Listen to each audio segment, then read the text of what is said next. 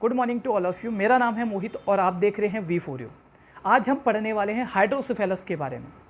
Hydrocephalus का मतलब आपने कुछ इस तरीके के बच्चे देखे होंगे जिनका हेड का साइज़ आपको बड़ा दिखता है। सर ऐसा क्यों होता है? तो चलिए शुरू करते हैं एक नॉर्मल फ्लूइड से। आपके ब्रेन में एक स्पेशल टाइप का फ्लूइड होता है जो आपके ब्रेन को न्यूट्रिशन देने का काम करता है, आपके ब्रेन को बैक्टीरिया वायरस से प्रोटेक्शन का काम करता है, और तीसरा काम होता है वेस्ट प्रोडक्ट जितना भी ब्रेन में बनेगा, सेल डेब्रीज या बैक्टीरिया वायरस, उनको बाहर निकालने का काम करेगा, यानी कि वेस्ट प्रोडक्ट को हटाने का काम। इस फ्लूइड का प्रोडक्शन नॉर्मली आपके ब्रेन के अंदर हर घंटे 20 ml बनना चाहिए।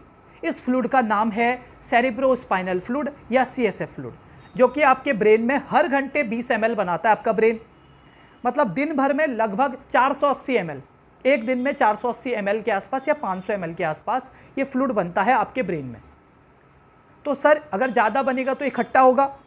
नहीं, एक्चुअली जितना प्रोडक्शन होता है उतना ही इसका अब्जॉर्प्शन भी कर लिया जाता है। नॉर्मली आपके वेंट्रिकल्स होते हैं ब्रेन के अंदर, उनके अंदर ये बहता है और जितना प्रोडक्शन होगा उतना ही अब्जॉर्प्शन हो जाएगा। 480 ml अगर बना तो 480 ml अब्जॉर्ब भी हो गया। लेकिन हाइड्रोसेफेलस वाली कंडीशन में बन तो जाता है फ्लूइड, लेकिन किसी भी कारण, कोई कारण हो सकते हैं जिसकी वजह से वो प्रॉपरली अब्जॉर्ब नहीं हो पाता। सपोज आपके ब्रेन ने 480 ml बना तो लिया, लेकिन अब्जॉर्ब केवल और केवल 200 ml ही कर पाया, तो वो फ्लूइड इकट्ठा होके क्या करता है, आपके ब्रेन में ज़्यादा इकट्ठा हो जाता है, जिसकी वजह से आपके ब्रेन का साइज बड़ा देखने को मिलता है और बहुत सारी और अबनॉर्मलिटीज़ भी देखने को मिलती हैं। तो हमने मेनली दो तरीके के हाइड्रोसेफेलस पढ़ते हैं हम, जिनमें हमको कन्फ्यूज़न होता है, कम्युनिकेटिंग और नॉन कम्युनिकेटिंग। तो आज इसका फंडा समझ लेते हैं। नॉर्मली आपके सेरेब्रोस्पाइनल फ्लूइड आपके वेंट्रिकल्स के अंदर इस तरीके से फ्लो होता है। लेटरल वेंट्रिकल से सेकेंड, फिर थर्ड, फिर फोर्थ वेंट्रिकल में इस तरीके से जाता है।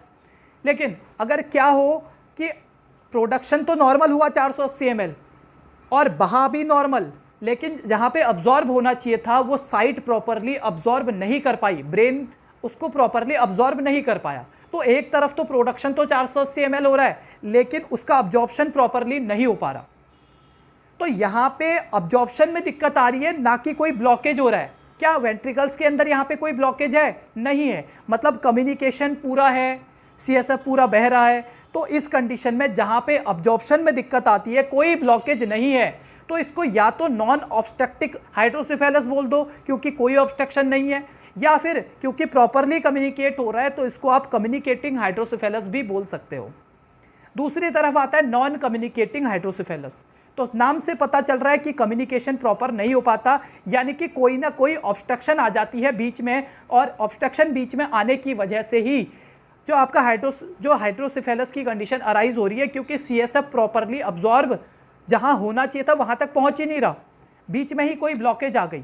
अगर बीच में ब्लॉकेज हो गया तो इसकी वजह से क्या हो सकता है, CSF इकट्ठा होगा, और CSF इकट्ठा होगा तो हाइड्रोसेफेलस। तो नॉन कम्युनिकेटिंग के अंदर कहीं ना कहीं बीच में क्या होती है, ऑब्स्ट्रक्शन आ जाता है, जिसकी वजह से CSF का लेवल बढ़ता है। तो नॉन कम्युनिकेटिंग को हम ऑब्स्ट्रक्टिव हाइड्रोसेफेलस भी बोल सकते हैं, नॉन कम्युनिकेटिंग को ऑब्स्ट्रक्टिव हाइड्रोसेफेलस भी बोल सकते हैं, क्योंकि यहाँ पे कोई भी ऑब्स्ट्रक्शन हमको देखने को मिल रही है। यहाँ पे कोई सी भी ऑब्स्ट्रक्शन हो सकती है, जिसकी वजह से ऑब्स्ट्रक्टिव हाइड्रोसेफेलस या इसको नॉन कम्युनिकेटिंग हाइड्रोसेफेलस भी बोलेंगे।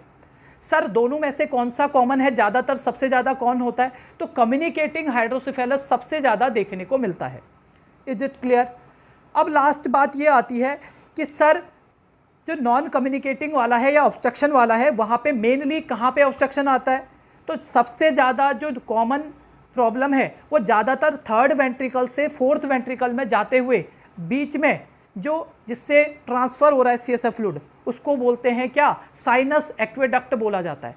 अगर साइनस एक्वेडक्ट नैरो हो गई या इसमें कोई स्टेनोसिस हो गया, इस कंडीशन को बोला जाता है क्या, इस कंडीशन को बोला जाता है नॉन कम्युनिकेटिंग हाइड्रोसेफेलस या फिर ऑब्स्ट्रक्टिव हाइड्रोसेफेलस। तो कैसा लगा आज का आपको टॉपिक? छोटा टॉपिक, कम समय में पढ़ लिया। ऐसे ही टॉपिक को आगे अगर पढ़ना चाहते हैं तो उसके लिए सब्सक्राइब कर सकते हैं हमारा चैनल, और लाइक और शेयर कर सकते हैं अगर आपको इन्फॉर्मेशन अच्छी लगी हो तो। Thank you.